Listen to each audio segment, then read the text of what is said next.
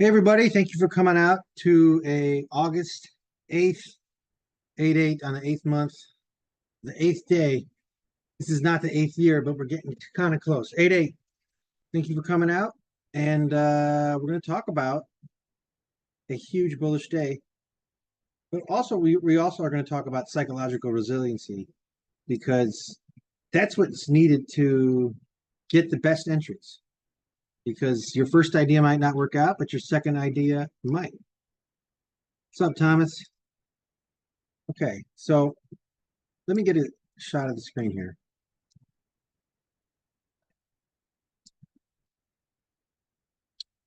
I talked about in the channel that I obviously had this descending trend line to show this direction, but I also was viewing this as just a very wide trading range. While even though this was an intermediate term downtrend, the trading range that I had drawn before I removed it today just to get a clearer picture, uh, what I was seeing the last couple of weeks is that this was just going to expand the range, right?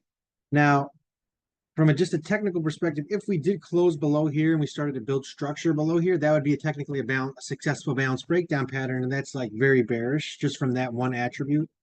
But like I said in real time, I said if we close with a buying tail, which would get us back up into balance, this would be a huge, false breakdown pattern.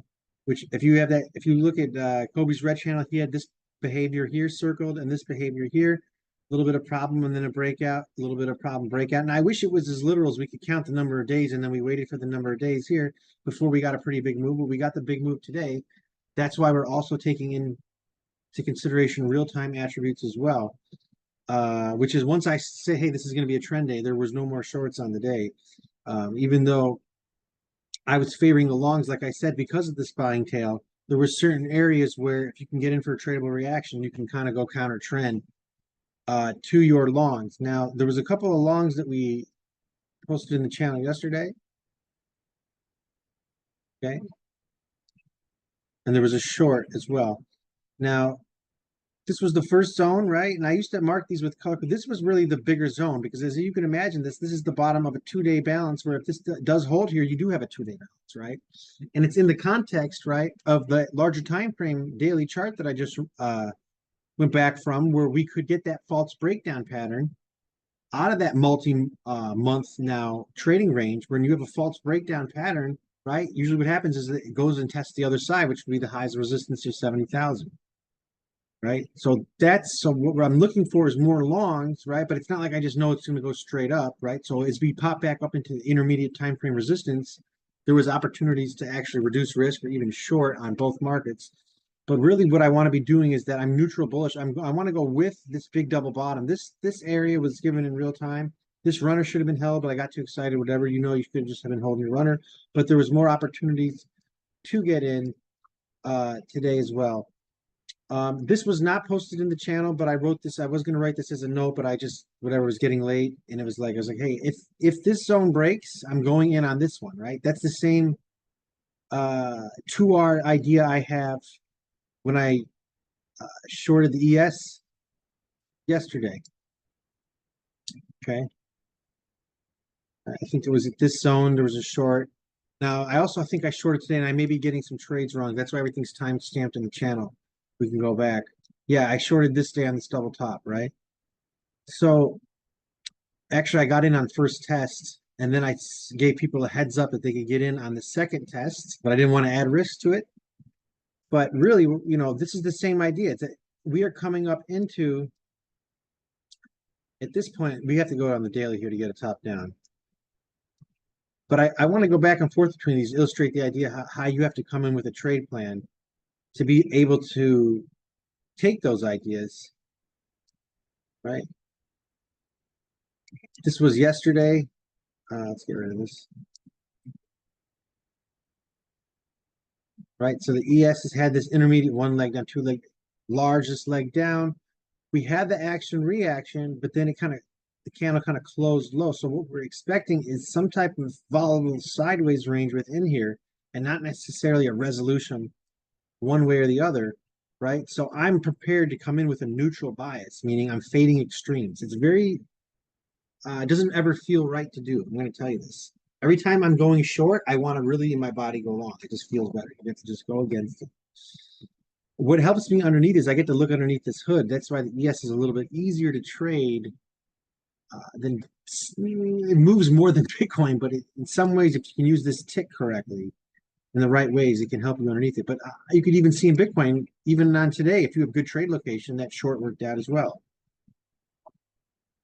And if you look at it, we're talking like 2,000 point moves because the ranges have been crazy in both these markets. I don't think people realize that like when we're financing for 15 points in the ES and the average true range of these S&P has been like 70 points. Like you have to remember, like in 2008, 15 points was a big day, right? I mean, this is really volatile right now. So it's never easy to do this, but the plan is we were coming in already sideways down or basically going to be fading into an extreme up in this. So on top of that top down daily call side plan that I'm already coming in, okay, I'm favoring my bias shorts.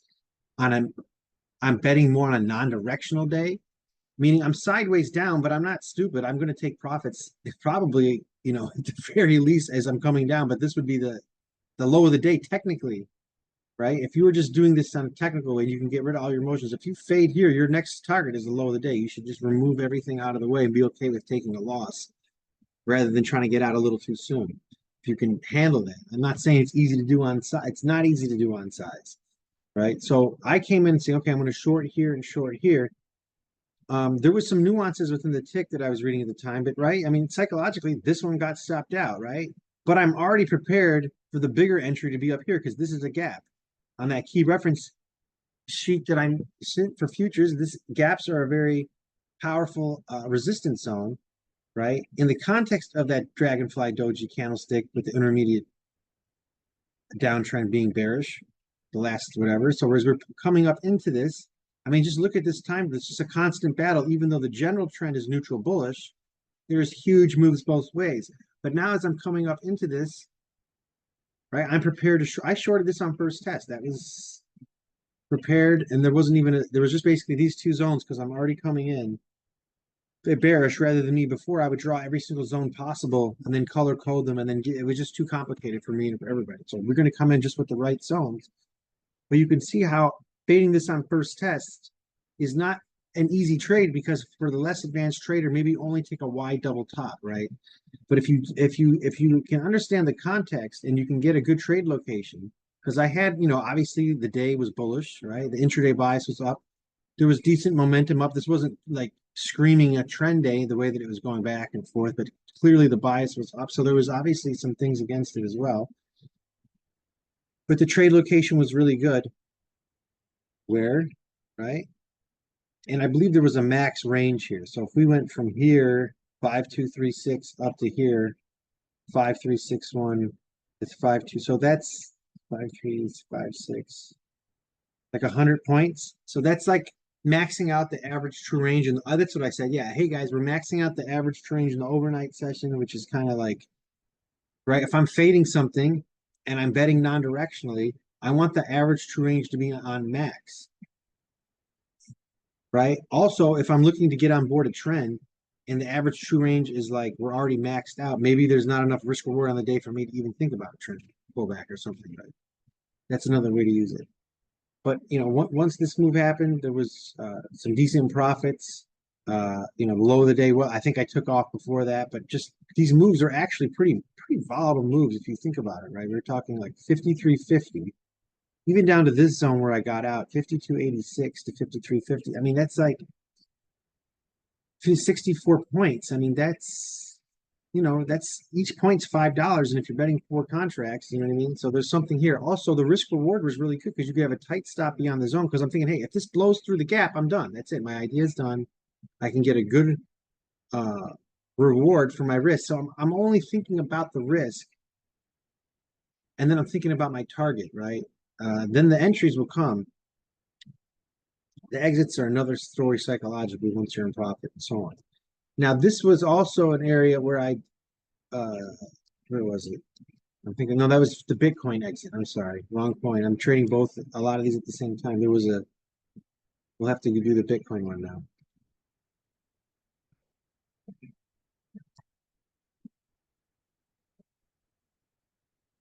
Yeah. So once there was multiple bottom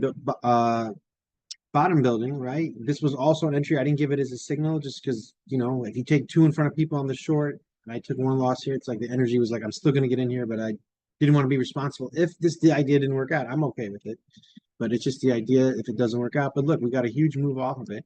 The idea is if I'm favoring longs because of the potential for a bullish time frame alignment up, then, technically I'm taking here, I'm taking here. I'm basically want to take it because I'm anticipating this move coming up. Now I'm also watching the way price behaves there, bottom building and so on, and then drawing these locations ahead of time and then imagining what's the pattern if this holds. Well, if the pattern if this holds, this is going to be, you know, in the context of coming off a larger time frame bottom major range that we had these Y double bottoms, right, which was a textbook setup because the invalidation point's very, very uh, obvious. It would be beyond this, and you get such a huge reward out of it. That's what you want to think about.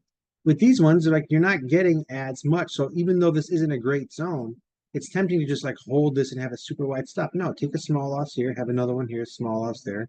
If it makes sense, small, and do it again. Take it to, and then have a limit on the day. You could be completely wrong, say, okay.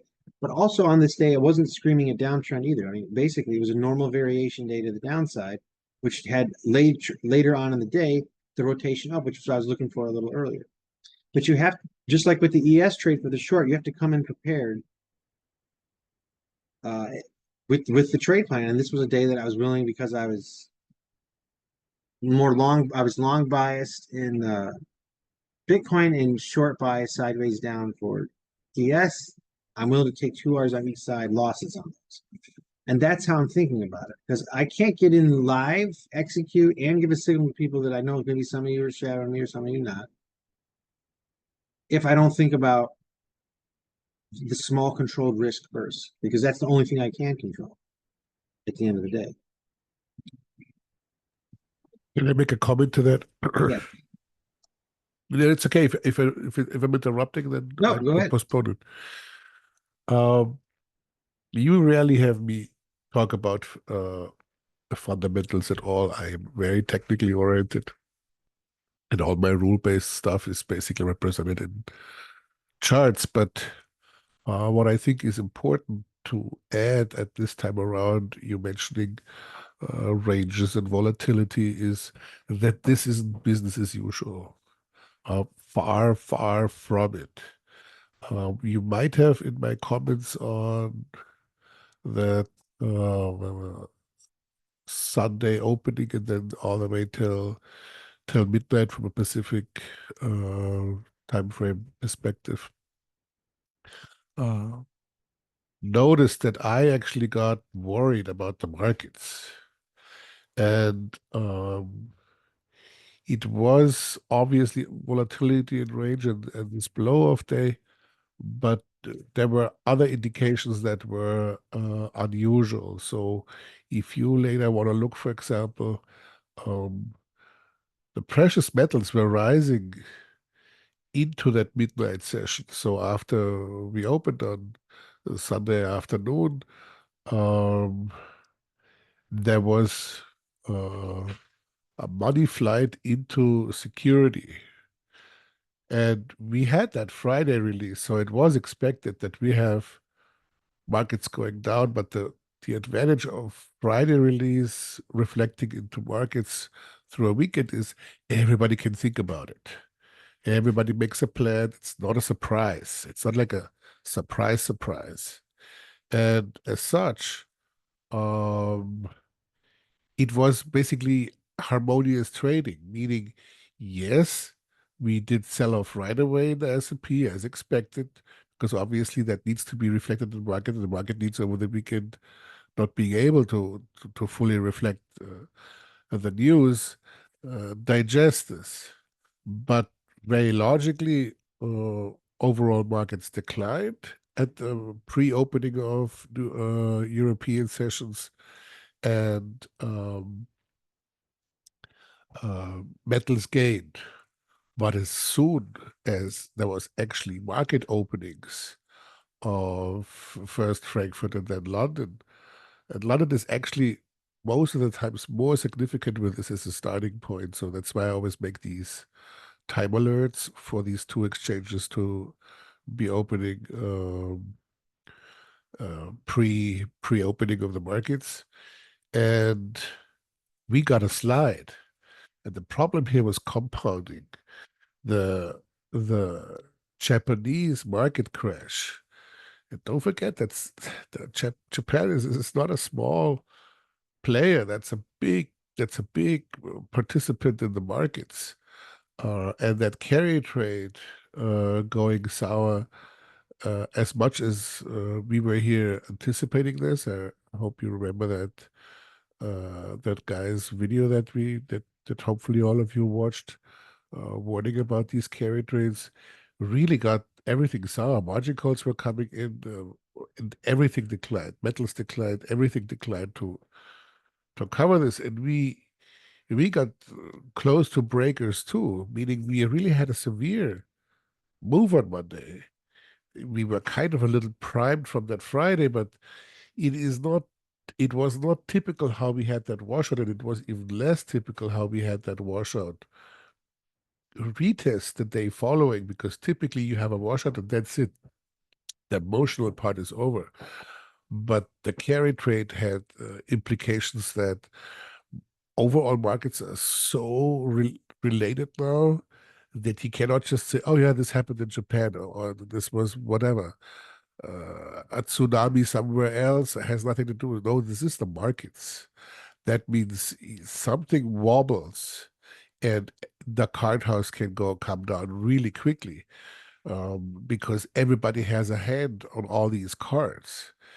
And moreover, things are already so sour that uh, destabilization is really quickly.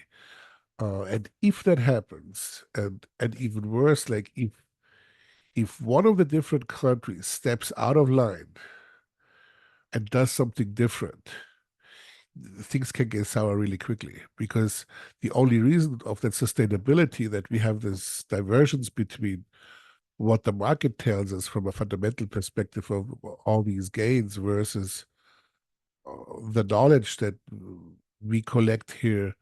We're not perma bears or negative naysayers to something. I hope that our selection of opinions is fairly neutral. It's definitely not political. I don't think that this has any kind of realm within a focused trader group, that there's emotions and political opinions, and they're irrelevant. It's just not data that we need to steer more emotions, and that I even have divergences within the group. And I find it the same with news. That's why I always put that sign where it says other opinions, because it's the opinions of others. Everybody has to make their own establishment of what the sum of theories conglomerate as a whole picture.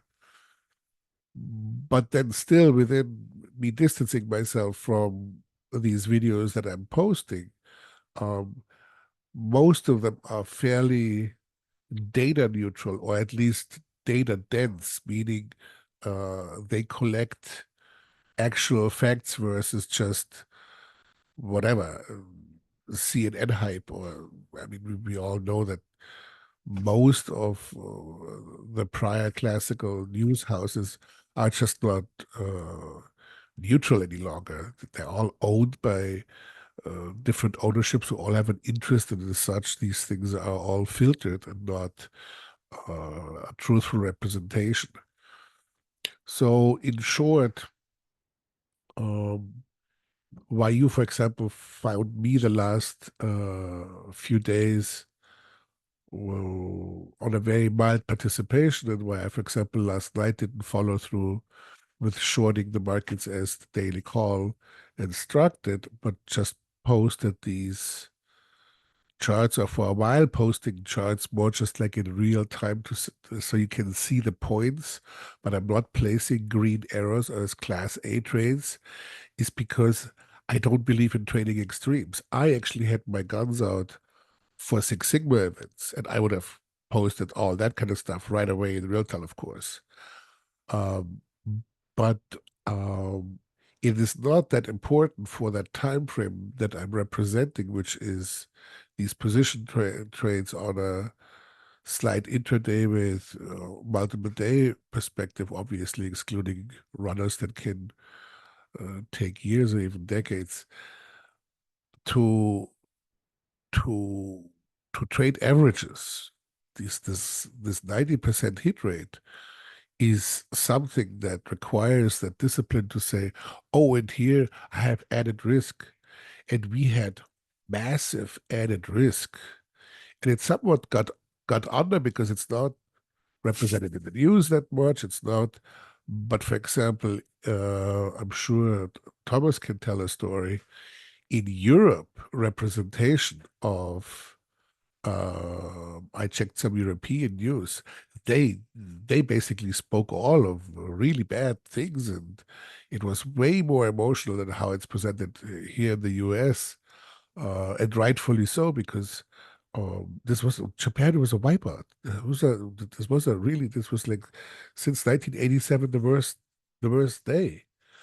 So I wanted to add this because there is a time when fundamentals, or at least your personal, some of fundamentals, however they fit in your rule-based system, in speak for that it's not business as usual, that it's not mandatory to catch the large turning points, which you never need because you can always participate when the heat is over later. And these extreme ranges and extreme volatility are a reflection that this is not coming out of the summer doldrums because the kids go back to school in a week. This is serious stuff. We have some serious unraveling, and I don't think that the show is over either. Meaning, just because we had this reversal trend day does not get us out of all that heat. If you're looking at the S&P chart daily, you will find that we have that deep valley above us at 5,400, and that this is now a trend day against two extreme uh, bear wicks before. Long story short, this is news driven.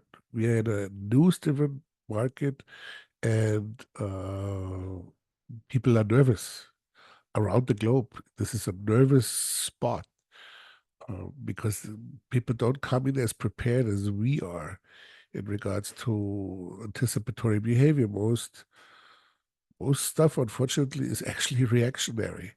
As much as the market is always claimed to be um, 3 to 6 to 9 months reflecting ahead of time. First, we have the elections. That's a wild card, so it's condensed from the ahead of time, and secondly, um, the massive money flow should not be overestimated of how smart it is, because these guys operate under a rule set and under a corporate figure that requires way different behavioral positionings of money than the freedom that you have as an individual trader. And as such, all the hedges and all the protective mechanisms, as you can see, I mean, the only reason why we have this trouble is greed. The carry trade is not something difficult to understand, and it's played by all the large players, and um, I don't know why they let it get to this. I really don't. Just reduce your risk, but they don't. I mean, they don't to the extent that they gambled a country away just right now. So not so funny.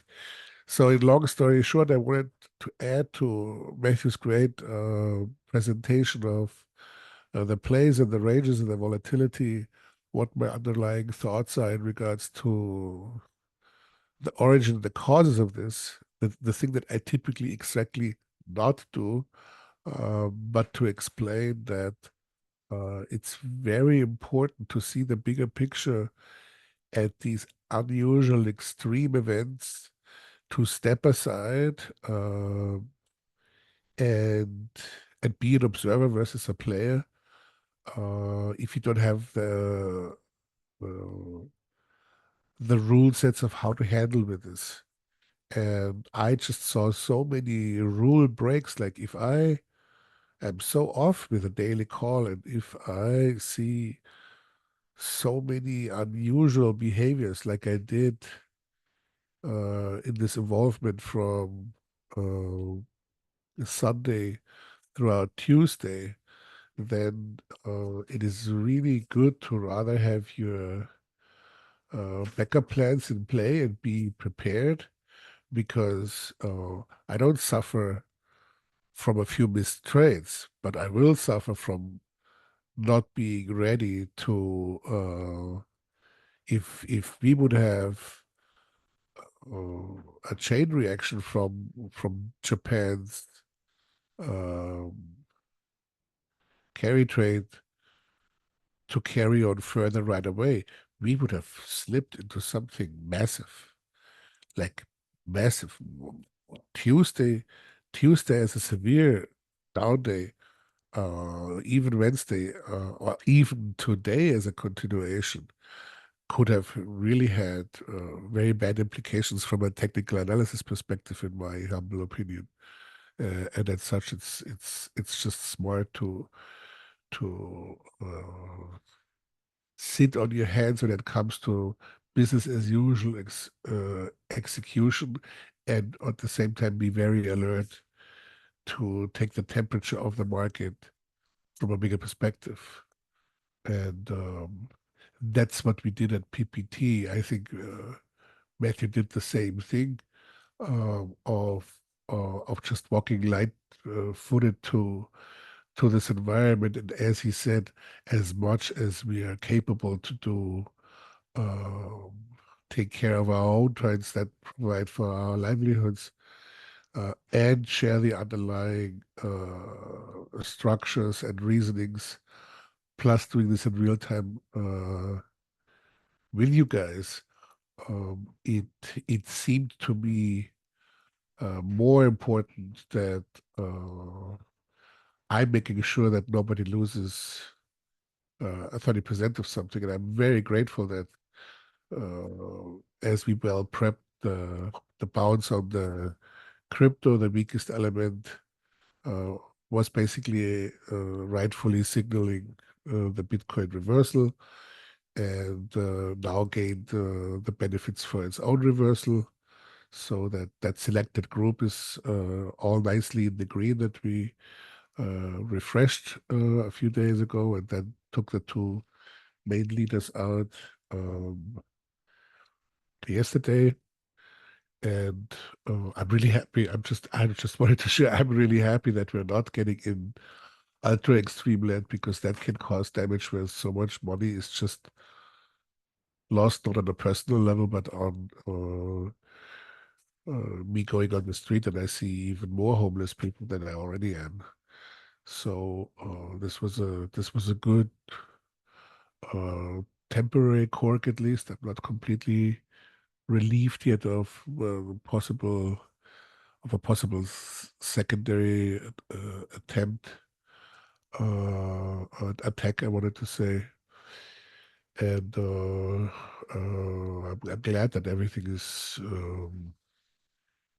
going rather back to business, not as usual, but business on a nice volatility and range, versus unraveling into something unhealthy.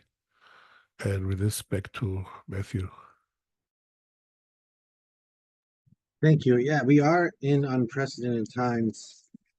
And if you just decide, just we could jump away from the technical for a minute. If we just remember last bull run in 2021 when this thing was peaking. Jamie Dimon and Morgan Stanley, they were calling Bitcoin a scam. Trump was on the side of even saying that he didn't trust any of it, playing that. And then, and then, we've had a few connections say, hey, this is all a joke. Say, hey, on this other channel, we had someone kind of give some intel back in the day when I hosted another channel that all his boys in investment banking were salivating at the mouth, preparing to buy. And it wasn't just Bitcoin, it was like Ethereum. They were going to be doing even uh, altcoins. They love DeFi. And he even said things like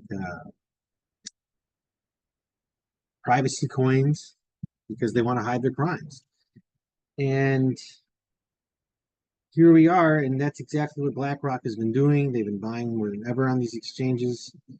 And I just feel like this whole thing is manipulated. Like crypto is almost just from fundamental perspective, just where the charts are going. I mean, this is sort of a belief, but it's like if I can just, this is not just looking at odds and stacking it, which I'll go in a different mindset, but this is just looking at the cycles of how people behave. And now he's saying, Trump is saying this is the best thing since sliced bread. Uh, Clearly, there was a deep state op, whether he was in on it or not. I think he was in on it. He's an actor. He's been a Hollywood darling for a decade. Not that we're going to get too political, but I think that he's already playing the crypto game. I think a lot of elites that are investing in already want it to happen, especially ones that at least are voting for him and don't want the whole woke thing. Now I'll get back to more of a technical thing, but uh, and I should say, where were we today? There was right. This was around 9:30 around the open, and I forget what the deal was, but I told people not to short, and that we were going. And then when this broke out, this was actually going to be a bounce breakout. The internals and everything were suggesting that, and other markets were as well. We were just getting a very strong action reaction. Like one of the preconditions that'll start a trend is, are we reacting off a major zone, right? So, right.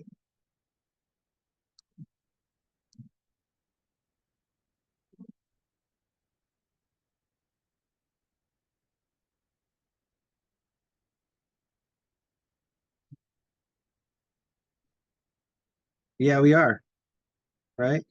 This is a major, this is a giant multi-month from February POC, where if we add up, this trading range here, this is the time that buyers and sellers agreed on price agreement. They spent the most time here on this horizontal volume. Everyone just looks at vertical volume. They want to look at price movement. Oh, wow.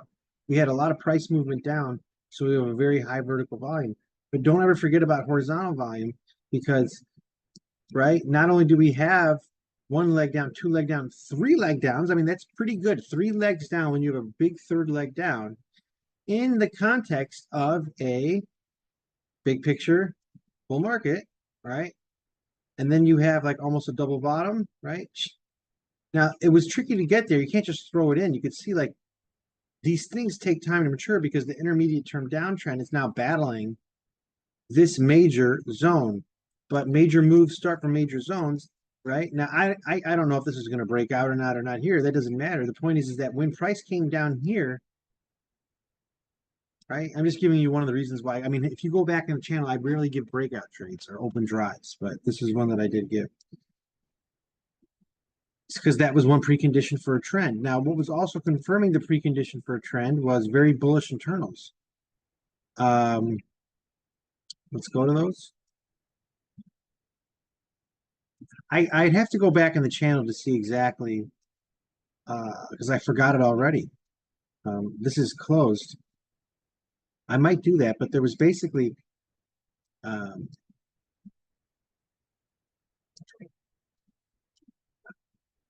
as we opened up here, we were opening up on extremes, right? So I can't remember if there was a short I was in or I was telling something about it. I told people to get out. I said, do not short. Well, that might have been the V for Bitcoin. But the point is that once this broke out, right, everything was contextually aligned before a trend day because other markets were aligned. We were reacting off a major zone. We had an elevated volatility environment. We, as it came up on here on first test, it was 5201. So we were pretty much from an average true range perspective when we got up there. I think that's what I was saying. I was saying, hey, we've gone 70 points. I mean, what's the range potential on the day? I was just trying to assess whether we were going to have a trend or not. I didn't like to see that we were maxed out. Now, keep in mind, like an average true range is just the average conglomerate that I have averaged out over 20 days. It's just giving me a general sense. On trend days, you can expect a range expansion, right? Now, I didn't expect it was going to break out of these highs like this, or these, well, it didn't yet. Sorry, I'm thinking of Bitcoin here. This high here, when it broke here, right? This was a bounce breakout. I gave the setup. Now the setup is, you put your stop below the breakout bar. You don't need to put it in, as it's breaking the range, you put it below the breakout bar. It has to be a contextually aligned bounce breakout. You can't just do this anytime you see a pattern when it breaks out of a resistance zone or something. You have to see how much is on the day. Is there a major zone that could start a trend? And is the price action and volume confirming it? Yes, this was very choppy, and all of a sudden, an hour before the market opened at 8:30, we saw a launching point of directional conviction, and you could just see that there was more conviction for the bulls now. That's why I had the sustained and intraday bias up at that point in time, which was in favor for a breakout. Now, when you bought here, you do not have good trade location. When on your sheet, you do not mark that as trade location. You have intraday bias, you have sustained momentum, you have your market internals, because we opened up and there was 1,600, 1,500 stocks are up on the day. 2,000 is approaching extreme. Over 1,000 is good for a trend. Like, that's what I wanted to see. I also saw just continual bullish tick skew, right? There was just no chance for there was barely any selling pressure, right? So this would have been a great trade. I got 8 points, right? And as you're doing this live, you want to be a winner in front of everybody. So I'm like, well, Matt, the right thing to do is just to walk away, because it's a small loss below the breakout bar. And I was like, well, I move my stop to break even, I'm a winner now. 8 points is 8 points. You know what I mean? 8 points is 8 points. And it stopped me out at break even, and then the move happened. Now the old me would have just been, oh shit, pissed off. You just have to just laugh at these things, because this is just going to happen. It'll happen thousands of times, because but the thing is that I go into the observer effect. The correct thing was to let the trade work out. You do not want to move your stop on your first. If you notice, if you really want to shadow me, take half off on my second target, because I go out too early on the first just to remove risk and just to say, okay, this is a winner for you. But that actually does help me hold it longer. But the correct process really is that you want to take your first target, your financing point is at the next resistance zone. So it could be at the low of the day, then it's at the high of the day, right? So you just have to be okay with the psychology of your hit rate might go down, but you're going to have a higher expectancy because your risk reward is going to go way up, because you're going to have bigger winners. So it's incorrect to say, oh, this was like, for example, where was it in Bitcoin? So this Bitcoin trade didn't have to be a loss, right? I took this on first test, and it went from 55786 up to 56417. I mean, that's more than 0.5%, right? I mean, but I had a higher expectation. So it's like the old me would have said, oh, I could have financed there, I should have done it there, but my target was higher. I'm not going to kick myself again. How can I kick myself again when I can take it here again, right? So the next resistance zone is your next target. On trend days, you can ignore those resistance zones for your targets on the uptrend, and if you're short, you can ignore the support zones for the most part on a short, because we're only fading key reference zones, these zones that I draw, on non-directional days. If it's trending, we're just going to ignore it, which is hard too. That's why I have this stat in my mind. Okay, 9% of the time they ended the high of the day. I mean, but if it's super hard, just get something out of it. You can always take half up. I mean, as you can see, have we had days that are super just higher highs and higher lows and nice pure trend days? No, these are nasty, choppy, back and forth, where one side has a higher bias by the end of the day, but it's kind of like almost back and forth all day. These are very volatile days. Now, this day was different. There was another reason why I actually had high odds that this was going to break out, and I told you guys this in real time, is because on the short time frame, Bitcoin was making a balanced breakout pattern. Okay, in that context where it could start a trend, because we were coming off a major zone with a giant Y double bottom, which I gave this entry. I'm very proud of that entry. I just am not as happy about getting out of the runner too soon, but this isn't a game of perfect. So going back to this one, if I had the psychology, this one was, this was a mistake because I didn't take off half. No, I stuck to my plan. Then I wouldn't have been able to hold to this one, and then hold this runner here, right? And then to hold a runner and then also take a counter directional trade, it's because this zone was strong enough that at least on a top, right, there would get some reaction out of it. But because of this balanced breakout pattern, I went all out here thinking that this thing could retest. Another reason I went short here too, because against the short idea was this balanced breakout pattern that was brewing, but I zone leaned on the entry because if you go to Ethereum was not breaking out of its balance. It was testing its balance. So I was like, okay, that's pretty bad for Ethereum. I kind of wish, I was like, I should have been shorting Ethereum because I like the fact that it didn't break its balance as I was shorting it. But because Bitcoin was making a double top, there was a bounce breakout pattern, but it was testing that bounce breakdown that I had that pattern versus key reference zone. I said, okay, we can get in for a tradable reaction. Why am I talking about what is a seemingly small move? Because guys, it's so volatile. 58246, 56712. I mean, thousands. This is more than this is a couple. You know what I mean? This is getting. I'm not saying you had to go again. If you were really biased long, then congratulations. You didn't have to go counter trend. With the idea that I'm getting in and out for a tradable reaction. This was. I didn't say this had good odds to reverse it. Right. I also went all out here thinking, hey, if I didn't have a runner here and I was really desperate, if I'm going all out here, this would be that really shitty entry that I would almost like a pullback continuation, but the momentum's dead. You're kind of fading a zone now up here. That's a little shitty zone, right? That I didn't even draw. That was just, but that's the move that happened. That's why you can hold runners. Unfortunately, I didn't hold that ES runner on the short. Oops. Because that moved a lot lower than day. I knew that was getting out too soon. I was just so excited about it. Sometimes it's very hard to override your passions in this game because you're thinking in probabilities like, what's the right move? Not what's going to make me money on this move. It's like, what's the right move that's going to make me money over a large enough number of trades? Because I'm going to push all my chips on pocket queens, not knowing if I'm going to win on this hand. But I know that I'm going to win on enough of the hands, enough of the time to make money over a large number of games. The thing is, you have to remind yourself is that, hey, I can play poker only so many times a year, but I can trade a lot. Not saying you should always be trading, but there's more. That's why this game is all. I'm telling you the secret to this. I will not go to the markets until I maintain an optimal state of mind. I'm talking like I'm in a suit, I'm shaved, I'm feeling good. You can't trade unless you feel good. If you don't feel good, you got to step away. And if you're always thinking, am I going to miss a move? Am I going to miss a move and stay up all night? These are just things I've had to grow out of. You will just stress yourself out. You only sleep a couple hours a night. No, I'm okay with missing moves. I'm going to scan with correct process when I scan based on my plan. And if things happen when I'm not on it, then they happen. I'm not going to chase.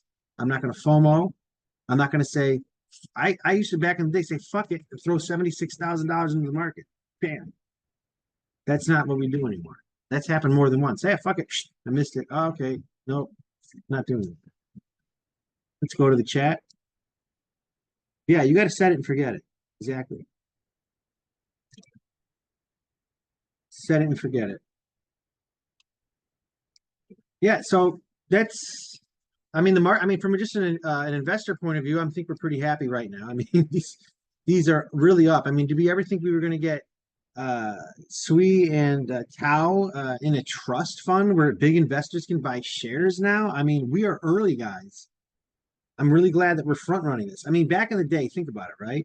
I don't know what the starting capital would be to get on a pre-sale of a stock, but you'd have to be kind of big and buy big. I mean, you're getting in before these big guys are on ETFs that they're going to basically be buying derivatives of on these micro caps that we're getting in when they're very small. So we can expect, I'm just saying some of the moves that we've experienced. I've worked with people that had a 28x on, he's in the channel on a KDA. Right? But he didn't cash in on it. So did he really get a 28x? You know what I mean? There's a lot of, I said to him when I was coaching, I said, I know you think you've worked on yourself and you have, but do not think that you will not repeat these patterns when you're under stress. Half the book I have here on the psychology of risk by Ari Kiev is on Euphoria. It's all the problems that can go wrong when things are fucking going right. Things are going to go right, guys. We're not going to be in this bear market forever. Or just, things are going to be back up. Alt season's going to happen again. And we're going to be like, yeah, see, I knew this was going to happen, even though it felt like it was never going to happen now. don't think you're going to not want to. There's going to be exits, quads. Maybe you take half off and then you get another 10x and you're fucking freaking out. And then you don't take your other runner off towards the end of it. You know what I mean? So you have to say, hey, this isn't a game of perfect. I'm here to capture profits, not get the tops. I have to capture rewards. And remember, this is as much as these markets are these amorphous beasts, and you're not competing against any individual. This is player versus player. Some people are going to have their lunch taken, and other people are going to take their lunch. And that is just the nature of the markets. I don't care about any dev team. I have no love for any of these shit coins I've been staking. I'm ready to press the sell button at the right time. And screw it. I might go in on a giant day trading account. I'm sick of huddling this shit. Like way bigger than what I'm doing now. So that's where I'm at. And that's where I'm sticking to it. Questions?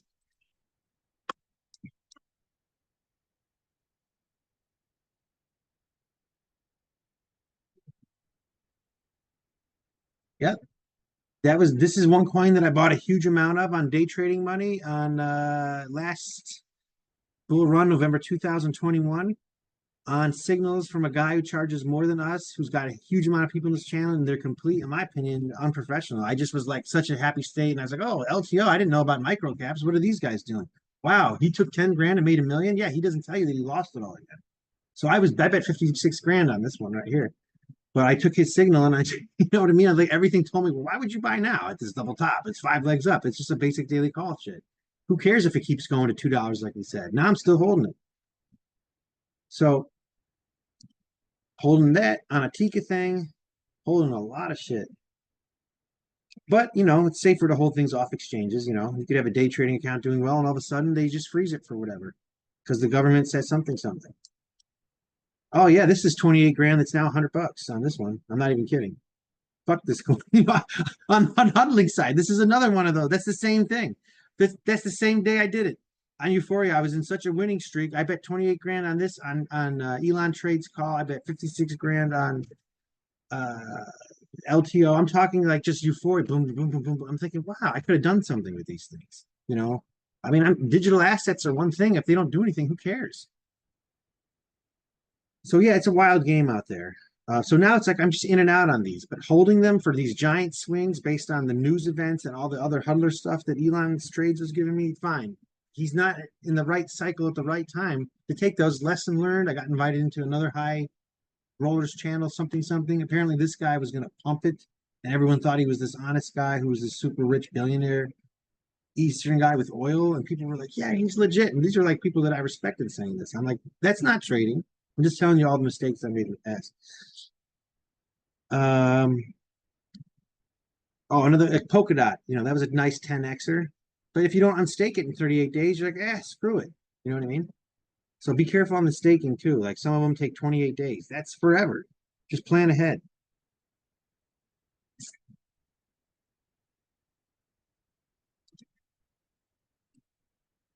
Excited about Tau and Sui. Let's take a look at these.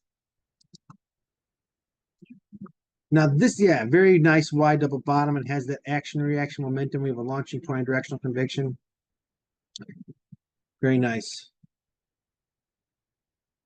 Sweet. Also very nice.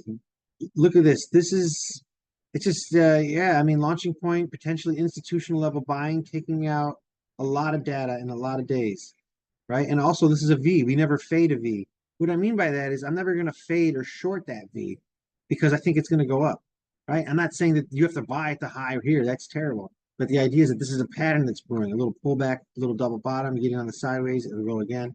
But I mean, this is crazy. This is going 28%. Wow. What did I post when it was in the channel, guys? Does anyone remember? I think it was less than that. Yeah. So, yeah, I guess they're reacting to that news or whatever. I say or whatever because we don't. I'm also trained not to think like a huddler and just be in a pure state of looking at these principles lining up because those are the only things that I can really trust because I have control over them. I don't have control over what this dev says or that or that was just blind luck that they picked two that I picked, Sui and Tau. I mean, I didn't know that they were going to put it on a grayscale trust. Put theta on there for Christ's sake. You know what the hell's that coin do? Let's see. ST.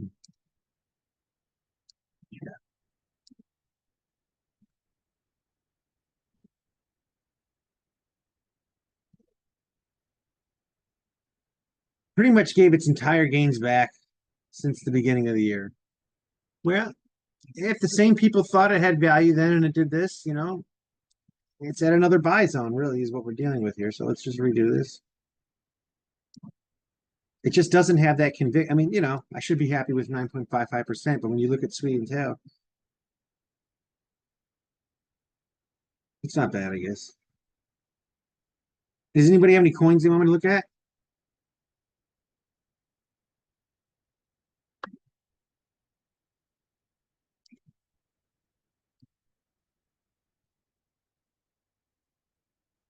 Let's see. Okay, Thomas says XRP, which is Ripple. Now, they just had a huge win because they got hit with a fine, but it wasn't the billions that the crooks wanted. I'm sorry, the SEC. They only got away with what, 100 million or something? 125? Yeah, they only got 125. I want a job where I just threaten people and get 125 million and slow down a project because I'm protecting you people. I want to protect you. So, seems to me that was yesterday, and that had a huge day yesterday. What was this day? Yeah, that's. I mean, it closed the high and the close. If you take the candlestick from not the wick, but it opened here on the close, and then it went all the way up here, and then it closed here. That alone was 18.64%. This had a more than 20% range. That's huge. So this is also a V pattern, and then it came up here, obviously, right on first test. When you go from one end of the range to the other, right? Now just imagine, you know what I mean? Bam, right? You want to go long there, but you know, look at the time frame here. Meaning,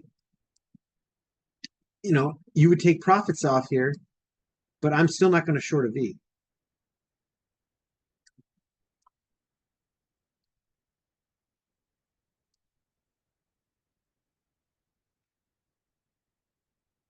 Let's look at the weekly.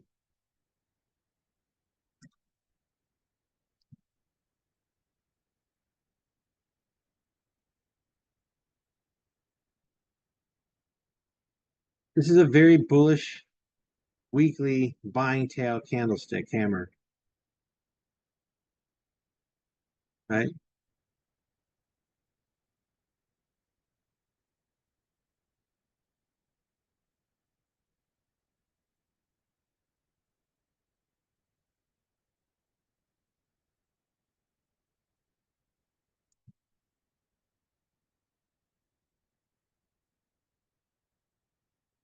Wait, was I looking at the wrong coin? XRP, yes, there was none. Okay. I hope I just wasn't looking at persistence. Okay, this looks different. This is XRP. Wait, let me XRP, right? It's the XRPT.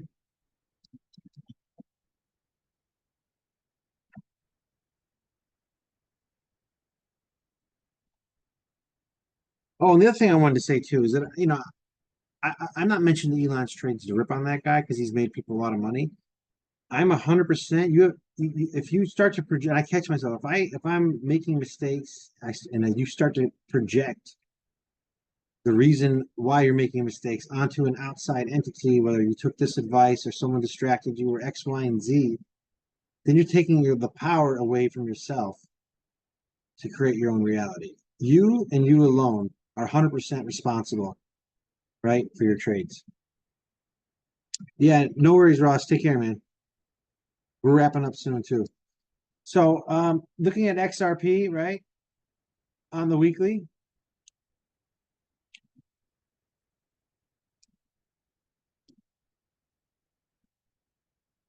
right, balanced, broke. Then it's in a new range, at least above this high volume node. High volume node, break, volatile, high volume node, retest, break. That's bullish. Also, you have a zero line reject off of here on the weekly. right? We are, right?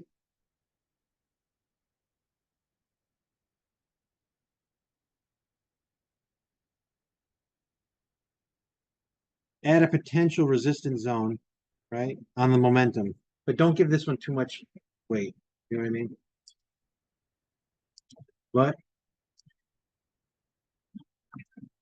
you know, when a chart looks like this, it's just ugly. And I'm considering paying for like the full package to get all the data. And I could look for these cycles and look big multi. And I think it would be fun to do some back testing. But the other thing too is I don't want to take in like too much more data for these, you know, short-term income producing trades because there's a lot of things just with this daily call and just scanning with correct process that's enough. You know what I mean? But I think it would be helpful to look at some of those Bitcoin time cycles. I'm just saying I would like a chart with a little bit more data on this one. I don't know. This is on Bybit, so it probably wasn't as listed as recently. But I do like the fact this is not just going up and down, right? That it has at least built some structure above this. But yeah, I mean, you know, let's let's keep at it. You'd want it to respond more if you just looked at it in isolation, but it had its big day yesterday on the news. So the fact that it had a giant day and it's not getting any action reaction, it's actually still on a bullish intraday bias means it's holding up pretty well.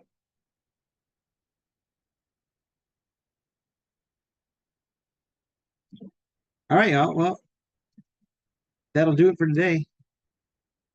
Thanks for coming out, and we'll continue to keep you guys informed about the markets. Thank you, and hope you Thank guys you, have a great Matthew. trading.